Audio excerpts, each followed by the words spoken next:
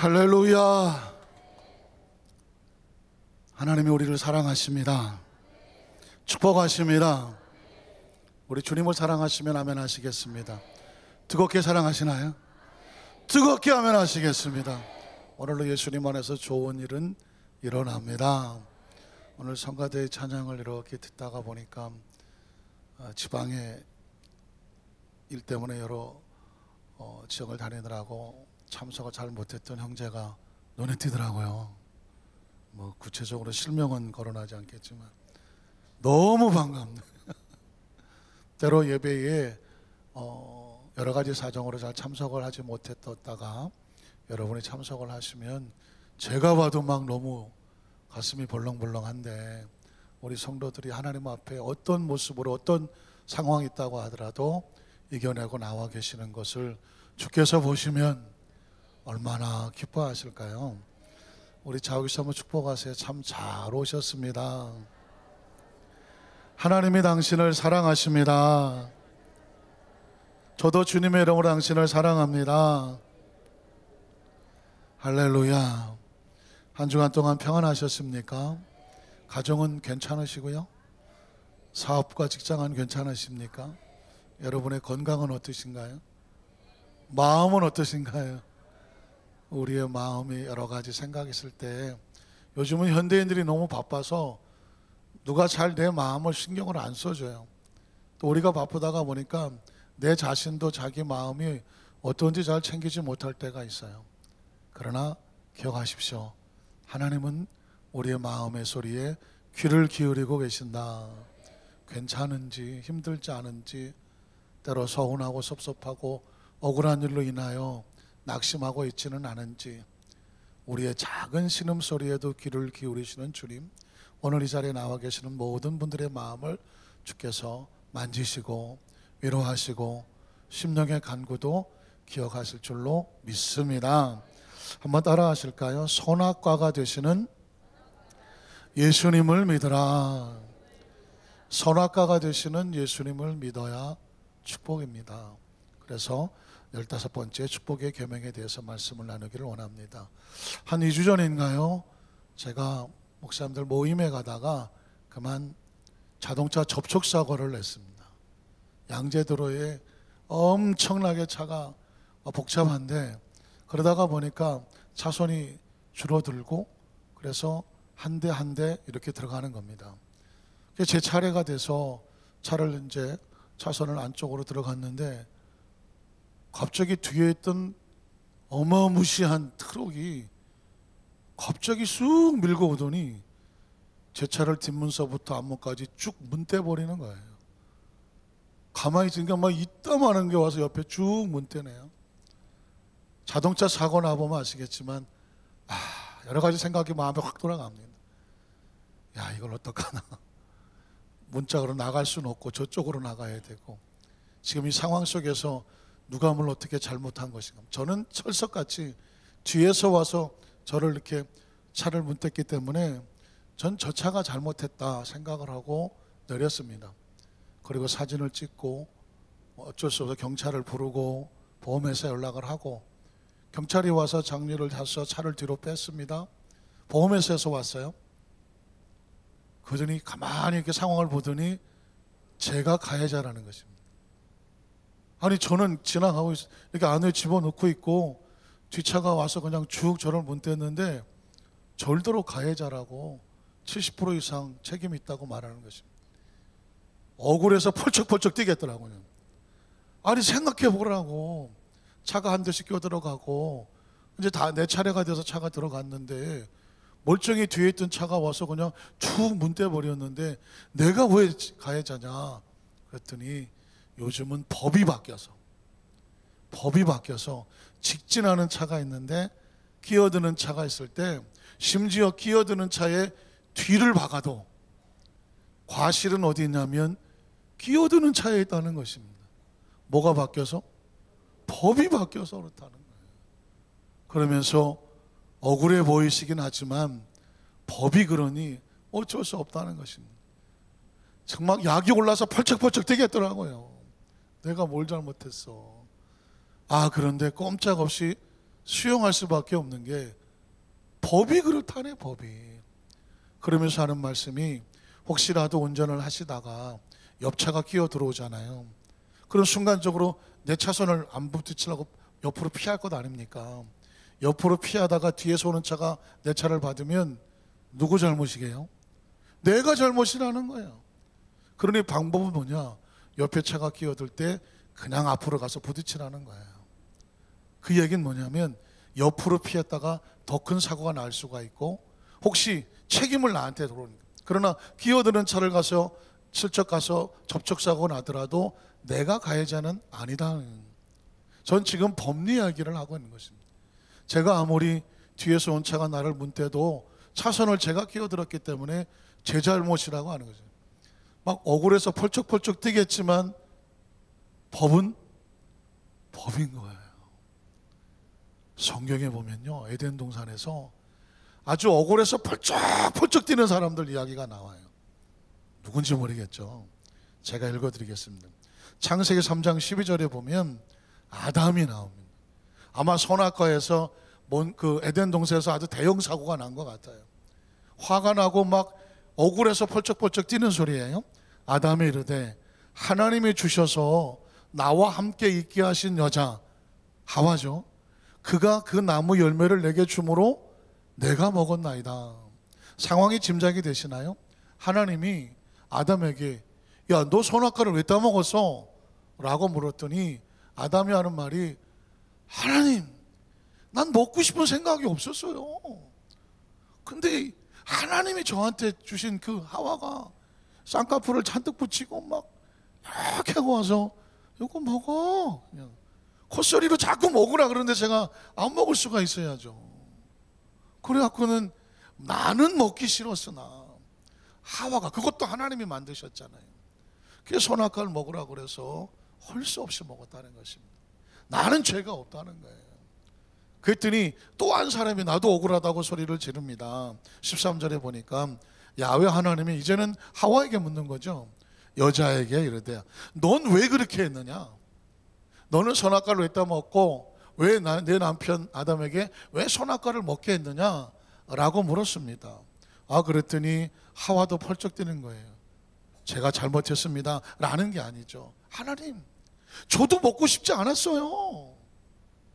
근데 이 뱀이 와갖고, 뱀이 와서 한번 잡숴봐, 몸에 좋아, 이거 한번 잡숴보시면 눈도 밝아지고, 선악 같은 거 옳고 그른 걸 스스로 판단하게 되니까 굳이 뭐 하나님한테 가서 무엇이 옳은지 묻지 않아도 된다고 잡숴봐 했다는 겁니다. 어쩔 수 없이 그 청에 못 이겨서 그걸 먹게 됐다는 것입니다. 자, 그러니 죄가 있다는 거예요? 죄가 없다는 거예요? 죄가 없어요. 나는 어쩔 수 없이 먹었어요. 자, 그러면 이 상황 속에서 법은 뭐라고 말할까요? 17절로 19절에 보니까 아담에게 이르시되, 내가 네 아내의 말을 듣고 내가 내게 먹지 말라, 이걸 뭐라고 말하죠? 법이라고 말하는 것입니다. 하나님은 에덴 동산에 법을 정했죠. 다른 모든 것들은 네가 손을 대도 좋은데 법이죠. 자유예요. 그러나 선악을 알게 한 나무의 열매는 먹지 말라. 그러면 어떻게 되느냐? 그 나무의 열매를 먹으면 죽으리라 그랬거든요. 근데 네가 법을 어겼어. 먹지 말라는 나무 열매를 먹었은즉, 법을 어기면 페널티가 다가오죠. 법에 대한 대가를 치르게 돼요. 불법에 대한. 땅은 너로 말미암아 저주를 받게 됩니다. 하나님의 법칙을 어기면 땅이 잘 될 리가 없어요. 아무리 땀 흘려 수고를 해도 너는 내 평생에 수고하여 그 소산을 겨우 죽지 않을 만큼 먹을 것이며, 땅이 또 내게, 저주받은 땅이 가시덤불과 엉겅퀴를 낼 것이다. 환경이 잘 돌아가지 않을 것이며 막히고 힘들고 어려워지며 너희의 생활 형편은 먹을 것은 마치 채소인즉 네가 흙으로 돌아갈 때까지, 죽음을 말하는 것이죠. 네가 늙어 병들어 죽을 때까지 얼굴에 축자사자 땀을 흘려야 겨우 먹을 것을 먹으리니, 이유가 뭐예요? 네가 그것에서 취함을 입었음이라. 하나님께서, 그전엔 네가 나와 함께 교통하는 영적인 존재였는데 네가 나를 버렸으니, 법을 어겼으니 너는 이제 영을 잃어버리고 흙이니 흙으로 돌아갈 것이니라. 아담과 하와가 아무리 억울하다고 펄펄 뛰고 난리를 쳐도 하나님의 법을 어긴 이상 어쩔 수 없이 대가를 치러야 된다는 것입니다. 우리의 신앙생활에 가만히 이것을 적용하면은요, 에덴 동산에서 하나님의 법을 정하여 법이 얼마나 중요한 걸 설명하셨던 것처럼 이 땅에 우리의 신앙생활에 가장 중요한 법이 하나 있는데 그 법이 바로 예수 그리스도인 것입니다. 에덴 동산의 선악과가 법이었던 것처럼 우리의 지금 삶의 현장 가운데 하나님은 예수 그리스도로 말미암아 약속을 맺고, 예수를 믿는 자는 생명을 얻고 믿지 않는 자는 선악과를 손댄 것처럼 그가 정녕 흙으로 돌아가 죽으리라. 오늘 성경 속에서 예수님께서 우리에게 어떤 축복의 약속이 되는지 한번 살펴보기를 원합니다. 우리 첫 번째로 예수님은 모든 성도들의 삶의 현장 가운데 절대적인 길이 되시는 거예요. 예수님은 우리의 길이 되신다. 한번 따라 하실까요? 예수님은 우리의 삶의 절대적인 길이 되신다.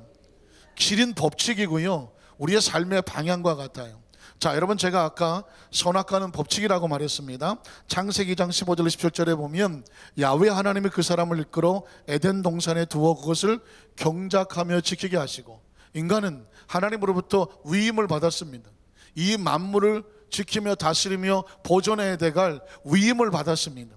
지키게 하시고, 그리고 야훼 하나님이 그 사람의 명하여 이르시되 동산 각종 나무 열매는 내가 임의로 먹되, 우리의 삶에 행복하고 아름답게 잘 살아가야 될 자유를 우리에게 허락해 주셨습니다. 그런데 법칙이 하나 있습니다. 선악을 알게 하는 나무 열매, 선악은 하나님만이 판단하는 것입니다. 만약에 사람이 자기 스스로 옳고 그름을 판단해 버리면 내가 옳다, 네가 옳다, 엄청난 혼란에 빠지게 됩니다. 절대 진리와 절대 법칙은 하나이어야 돼요. 대한민국의 법이 서너 개 된다고 하면 엉망진창이 될 것입니다. 마찬가지로 이 선악을 알게 한 나무는 하나님만이 다스리신다. 그러므로 사람은 뭐 하지 마라? 손대지 말고 스스로 판단하여 선악을 스스로 정하지 마라. 먹지 말라는 것입니다. 그런데 내가 먹는 날엔 반드시 죽으리라. 죽음은 뭐냐? 하나님과의 단절을 말하는 것입니다.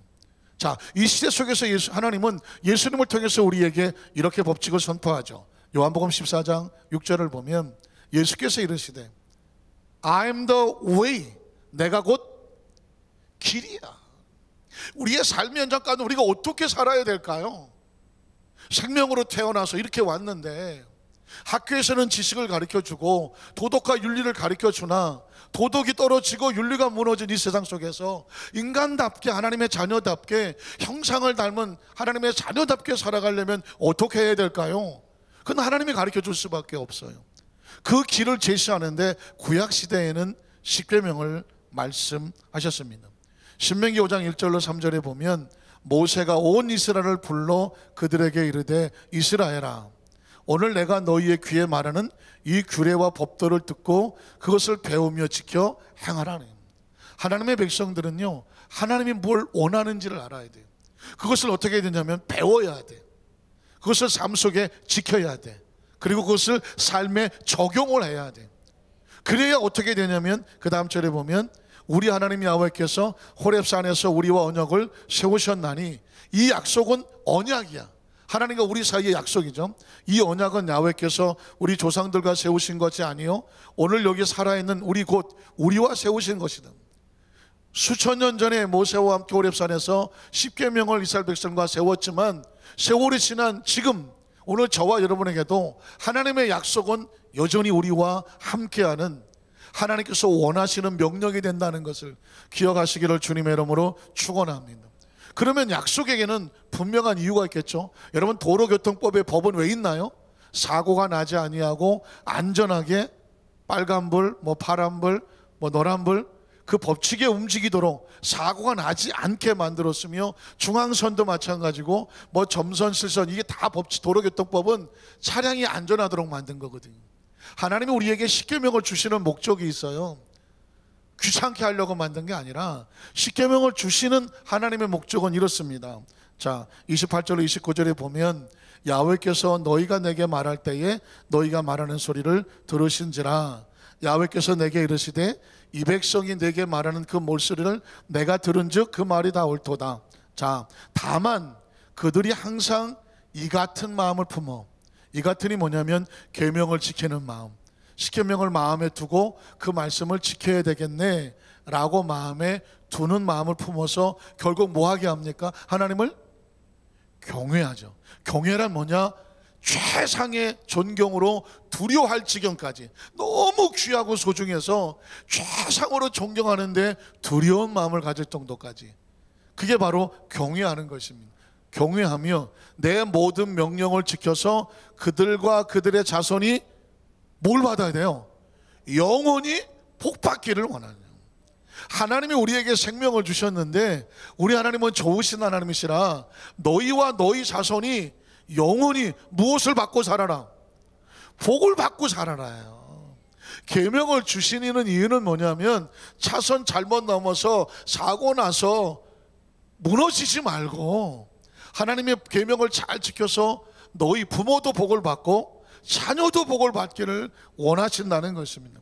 30절로 33절을 보면 가서 그들에게 각기 장막으로 돌아가라 이러고 또 너는 여기 내 곁에 서 있으라. 내가 모든 명령과 규례와 법도, 하나님은 계속 명령과 규례와 법도라고 말하죠. 계명을 말하는 거예요. 법도를 내게 이르르니 너는 그것을 그들에게 가르쳐서. 모세는 계속 백성들에게 하나님의 계명을 가르칠 의미가 있고 백성들은 계속해서 하나님의 계명을 반복해서 교육받아야 될 책임과 의무가 있고 내가 그들에게 기업으로 주는 땅에서 그들에게 이것을 행하게 하라. 여러분이 십계명을 배우는 이유가 뭘까요? 삶 속에서 지켜서 행하라는 것입니다. 그럼 어떻게 될까요? 그 다음 절에 보면 그런즉 너희 하나님 야훼께서 너희에게 명령하신 대로 너희는 삼가 행하여 좌로나 우로나 자기 마음대로 계명을 넘어서 차선을 넘어서 왔다 갔다 치우치지 말고 너희 하나님 야훼께서 너희에게 명령하신 모든 도를 다른 말로 말하면 길로 행하라. 가르침대로 행하라. 그리하면 너희가 어떻게 될 것이요? 살 것이요. 한번 따라 하실까요? 계명은 우리로 살리려고 주시는 것이다.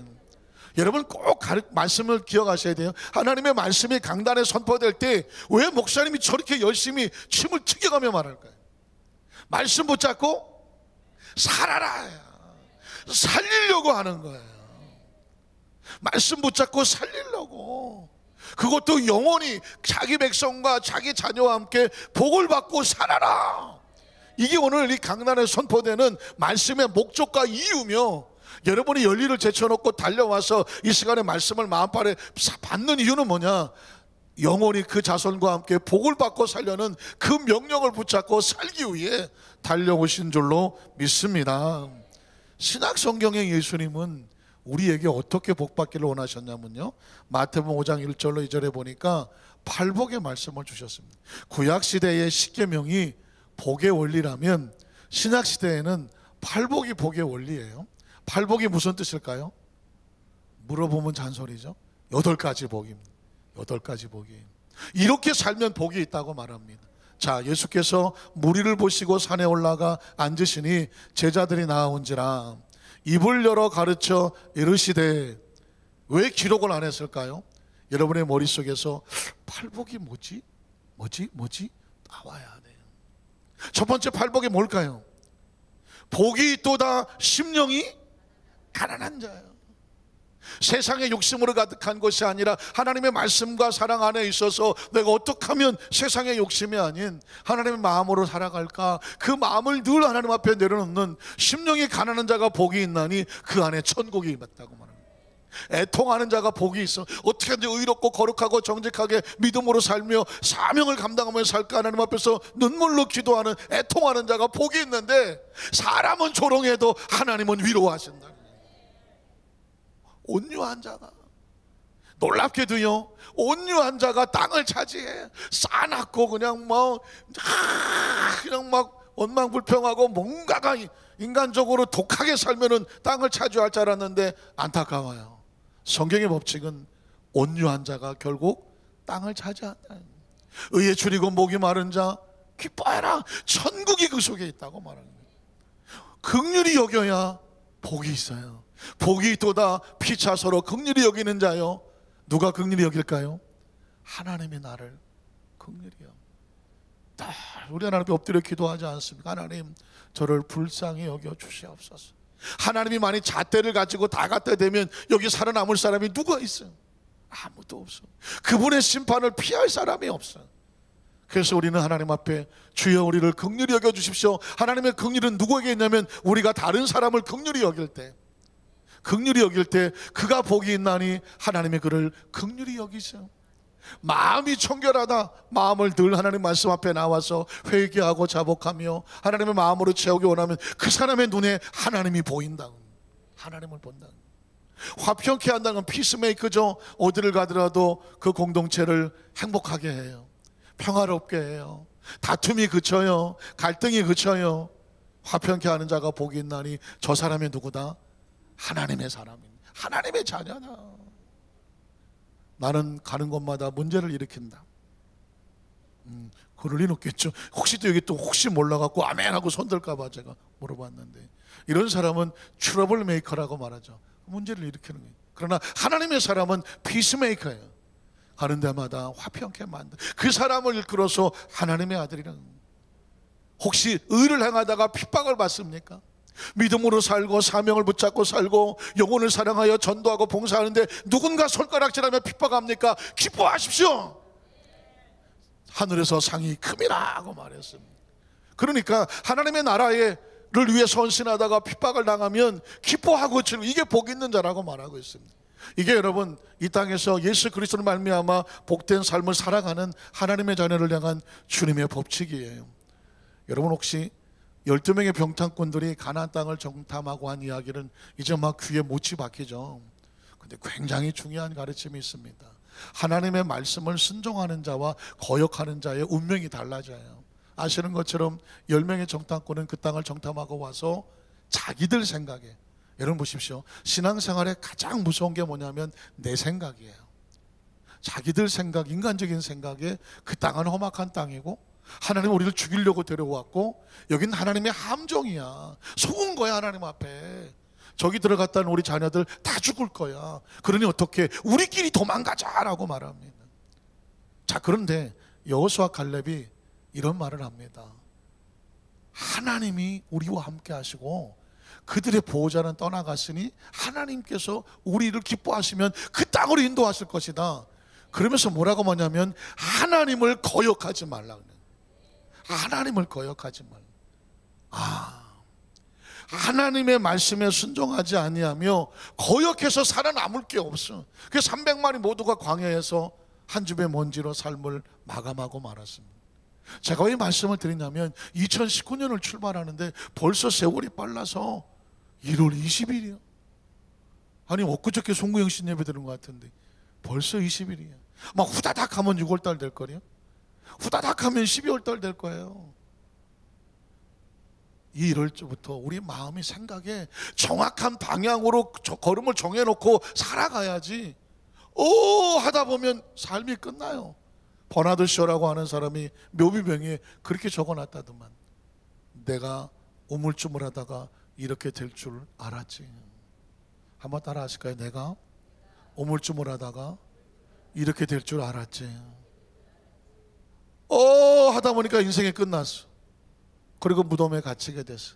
그래서 그가 마지막 묘비명에, 내 묘비명에 나를 찾아오는 사람들에게 교훈을 주기 위해서 그렇게 써놓으라고 말했습니다.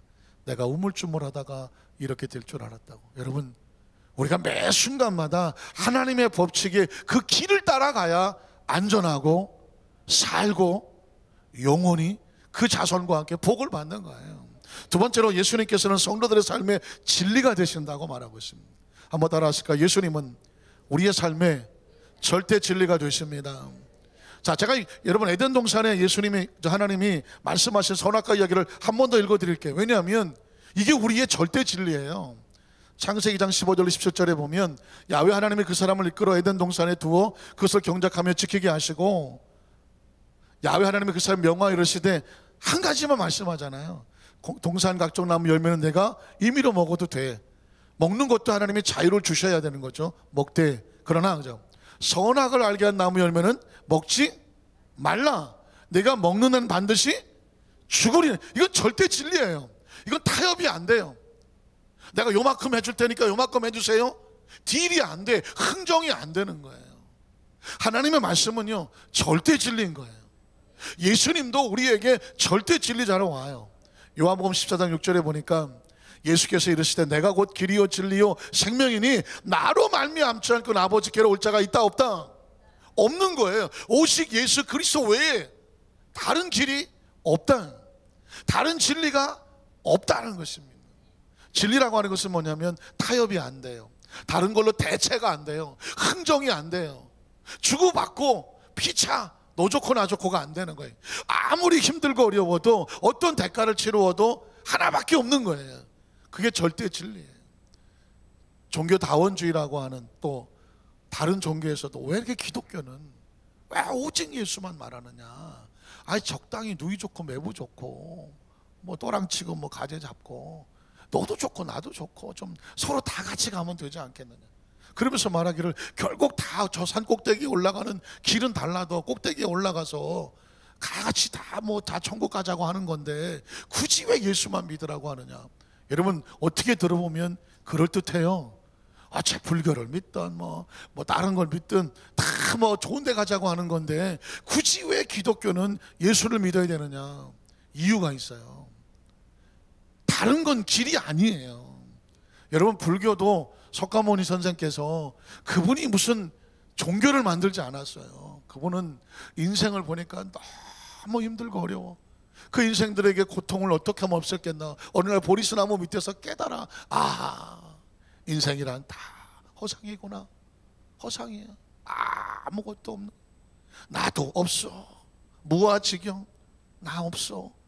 색적시공 보이는 건 다 없는 거야. 내가 없다고 생각을 하니 내 속에서 나오는 모든 감정은 없는 거예요. 미움도 없고 원한도 없고 고통도 없고. 그러니까 내가 없다 하면 다른 것도 없는 거예요. 그래서 그 마음속에 고통을 이기는 철학적이고 상담이고 심리학이에요. 불교는 심리학입니다. 그런데 그 제자들이 마치 어떤 종교처럼 해서 불교 석가모니를 믿고 극락완생하시고 좋은 데 가시고 다음 세상에 좋게 태어나시고 만들었지. 진짜 원래 불교는 종교가 아니라 철학이고 심리학이거든요. 여러분 유교도 마찬가지죠. 공자도 마찬가지. 공자는 훌륭하신 분이에요. 중국에 인간답지 못하게 사는 사람에게 어떻게 하면 상강오륜 도덕을 가르쳐서 사람답게 살게 할까 하고서 가르치는 사람이었거든요. 그 공자가 죽음을 앞두고 운명하기 직전인데 그 제자 중에 하나가 와서 이렇게 말하더랍니다. 스승님, 사람이 죽고 나면 어떻게 되는 걸까요? 이제 좀 돌아가시려고 헐떡헐떡 하시는데 사람이 죽으면 어떻게 될까요? 가르침을 주십시오. 공자가 가슴을 치면서 야 이 사람아, 내가 살아생전에 사는 것도 다 몰랐어. 살아생전에 사람이 어떻게 사는지 사는 일도 다 모르겠는데 죽은 다음에를 내가 어떻게 알겠어. 틀립니까? 맞습니까? 맞는 얘기죠. 공자가 아무리 많은 가르침을 주었으나 살아생전에 사람의 사는 것도 다 모르겠는데 죽은 다음에를 내가 어떻게 알겠느냐. 이게 공자님이 하신 말씀이에요. 훌륭하신 말씀이죠. 맞습니다. 그 죽은 다음에 다른 세계 차원에는 그곳에서 오시고 그곳에 가실 예수님밖에 없는 거예요. 그래서 우리는 오직 예수라고 말하고 성경은 이렇게 말하죠. 사도행전 4장 10절로 12절에 보면 너희와 모든 이스라엘 백성들은 알라. 너희가 십자가에 못 박고 하나님이 죽은 자 가운데서 살리신 나사렛 예수 그리스도의 이름으로 이 사람이 건강하게 되어 너희 앞에 섰느니라. 이 예수는 너희 건축자들의 버린 돌로서 집 모퉁이의 머릿돌이 되었느니라. 다른 이로서는 그 어떤 누구를 다른 이로서는 구원을 받을 수 없나니. 천하 인간 천하 사람 중에 구원을 받을 만한 다른 이름을 우리에게 주신 일이 있다 없다? 없다고 말씀하는 거예요. 오직 예수 그리스도 외에는 아버지께로 올 자가 없느니라. 그걸 절대 진리라고 말하는 거예요. 우린 타협이 안 되는 거예요. 타협할 수가 없는 거예요. 왜냐하면 창조자 하나님께서 우리에게 길은 하나다라고 말씀하셨기 때문입니다. 마태복음 1장 21절에 보면 구원자는 하나예요. 아들을 낳으니 그 이름을 예수라 하라. 이는 그가 자기 백성을 그들의 죄에서 구원할 자예요. 우리의 죄를 사하시는 분은 예수님밖에 없습니다. 마태복음 8장 16절 10절에 보면 우리의 병을 치료하시는 분도 예수 그리스도예요. 마태복음 8장 16절로 17절에 보면 저물매 사람들이 귀신 들린 자를 많이 데리고 예수께 옵니다. 예수님께 오는 이유가 있죠. 뭘까요? 예수께서 말씀으로 귀신들을 쫓아내시고 병든 자들을 다 고치시니 이유가 있습니다. 이는 선지자 이사야를 통하여 하신 말씀에 우리 연약한 것을 친히 담당하시고 병을 어떻게 하세요? 짊어지신다. 이사야는 예언하기를 메시아가 오면 연약한 것을 다 담당하고 너희의 병을 어떻게 하리라? 짊어지리라. 그래서 저가 채찍에 맞음으로 너희가 이미 나음을 얻었느니라고 말씀합니다. 이건 예수 그리스도 외에 그 어떤 누구도 할 수가 없는 것입니다. 고린도서 8장 9절에 보면 그가 짊어지신 것이 또 하나 있어요. 우리 주 예수 그리스도의 은혜를 너희가 알거니와 그는 부유하신 이로서 너희를 위해서 가난하게 되신 우리의 가난을 짊어지셨다는 것입니다. 잘 들어보십시오. 이 말씀은 우리에게 어떤 진리를 말하고 있냐면 너희의 죄를 예수님이 짊어지셨다. 그러면 너희는 의로운 자가 됐다는 거죠. 너희의 병을 예수님이 짊어지셨어요. 너희는 치료받은 자가 됐다는 것입니다. 너희의 이 가난의 짐을 예수님이 짊어지셨어. 그럼 너희는 부유한 자가 되라는 것입니다. 그의 가난함으로 말미암아 너희를 부유하게 하려 하시면은, 여러분, 예수를 믿고 가난하고 청빈하게 사는 것 나쁜 것은 아닙니다. 스스로 가난하여 가난한 자들과 함께 있으며 그들과 함께 울고 웃으며 그들을 돕기 위해서 스스로 선택한 청빈한 가난은 존경받을 만한 것이고 박수받을 만한 것입니다. 그러나 오늘 성경에 말하기를 예수님께서 우리의 가난을 친히 담당하셨기 때문에 너희는 부유하게 살아라. 너희는 풍족한 자가 되라. 너희는 나눌 수 있는 자가 되라. 너희가 구제할 수 있는 자가 되라. 너희가 전도하며 선교하는 자가 되라. 하나님께서 궁극적으로 예수를 통해서 우리에게 원하시는 것은 뭐냐면 너희가 부유하기를 원한다. 보십시오. 구약 성경 속에도 너희가 살고 너희와 너희 자손이 영원히 복을 받기 원한다고 말했습니다. 오늘 신약 성경 속에서도 예수 그리스도가 스스로 가난하게 되는 이유가 있어요. 너희는 부유케 되라. 한번 따라 하실까요? 너희는 부유케 되라. 나누어 줘라. 구워 줘라. 베풀어 줘라. 영혼을 살리기 위해서 기꺼이 내어주고 헌신할 수 있는 풍성한 손길이 되라. 그를 위해서 예수님께서 친히 가난하게 스스로 낮추셨다는 것입니다. 갈라디아서 3장 13절로 14절에 보면 그 이스라엘에 받았던 축복이 예수 그리스도를 말미암아 이제 이방인 우리에게도 그 축복이 왔다고 말씀합니다. 그리스도께서 우리를 위하여 저주를 받은 바 돼서 율법의 저주에서 우리를 속량하셔서 대신 다 짊어지셨어. 기록된 바 나무에 달린 자마다 저주 아래 있는 자라 했습니다. 자, 이는 그리스도 예수 안에서 아브라함의 복이 누구에게? 이방인들에게도 미치. 그러니까 그 축복이 우리에게도 미치게 하시려고 예수님께서 저주를 담당하신 것입니다. 그 다음 절에 보면 그래서 미치게 하고 그 하나님의 성령의 약속, 또 우리로 하여금 믿음으로 말미암아 성령의 약속을 어떻게 해요? 받게 하려 하심이라. 이제 남은 축복은 뭐냐면 이 땅의 삶을 마치고 하나님의 나라에 가야 되는데 과연 우리가 이 땅의 삶을 마치고 갈 곳이 있느냐. 요한복음 14장 1절로 3절에 보면 이렇게 말합니다. 너희는 마음에 근심하지 말라. 죽음이란 이별 앞에서 근심하지 마라. 하나님을 믿으니 또 나를 믿어라. 하나님의 약속을 믿고 나의 약속을 믿어라. 내 아버지 집에 거할 것이 많도다. 한번 따라 하실까요? 내 아버지 집에 거할 것이 많도다. 내 아버지 집에 거할 것이 많도다. 여러분, 인생은 생각보다 짧습니다. 난 요즘 시간이 너무, 세월이 너무 빨리 간다. 빨리 간다. 아, 빨리 가는구나. 나만 빨리 가는구나. 사람이 재밌죠? 자기 연령대 속도로 시간이 간다고 하잖아요. 10대는 10km로 가. 안 가, 세월이. 20대도 잘 안 가. 30대는 30km 가는 것 같기도 하고 안 가기는 것 같기도 해요. 40부터 이제 속도가 붙기 시작하죠. 40km로 가. 50km, 50대 50km, 60대는 60km 정신없이 빨리 가. 90대는 90km로 가셔요. 그러니까 하루, 이게 뭐 1년은 지났는데 하루 지난 것 같아요. 그냥 막 순식간에 막 가는 것처럼 느껴져요. 이 이야기는 뭐냐면 하나님의 법칙이 있는 것 같아요. 세월이 점점 빨리 가는 동안에 너희는 다가올 미래를 뭐 해야 돼요? 준비하고 살아야 돼요. 준비하고 살아야 돼요. 그래서 오늘 우리에게 주시는, 우리가 이 땅의 삶을 마무리 짓고 가야 할 천국에 대한 준비를 하는데, 오늘 예수님께서 우리에게 주시는 말씀이에요. 자, 내 아버지 집에 거할 것이 많아. 그렇지 않으면 너희에게 일렀으리라. 자, 내가 너희를 위해서 거처를 예비하러 가노니. 예수님이 가시는 거죠. 가서 너희를 위해서 거처를 예비하면 내가 다시 와서 너희를 내게로 영접하여 나 있는 곳에 너희도 뭐 하리라? 있게 하리라. 나 있는 곳에 너희도 있게 하리라. 그러니까 오늘 저와 여러분의 삶의 현장 가운데 예수 그리스도로 말미암아 천국에 대한 소망을 간다는 것은 얼마나 귀한지 모릅니다. 자, 오늘 저와 여러분의 삶의 현장 가운데 예수님께서 이렇게 절대 진리로 하나님의 나라에 가는 길을 주님 말씀하셔 주셨습니다. 이제 우리에게 주시는 주님의 세 번째 약속은 뭐냐면 예수님께서는 성도들의 삶에 생명이 되시는 거예요. 한번 따라 하실까요? 예수님께서는 성도들의 삶에 절대 생명이 되신다. 성경 읽다가 보니까 선악과에는요 생명나무가 따라오는 것이에요. 선악과를 손대지 않았으면 생명나무를 아담과 하와가 잃지 않았을 겁니다.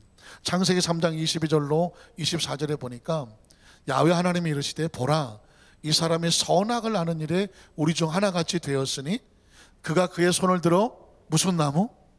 생명나무 열매도 따먹고 영생할까 하노라.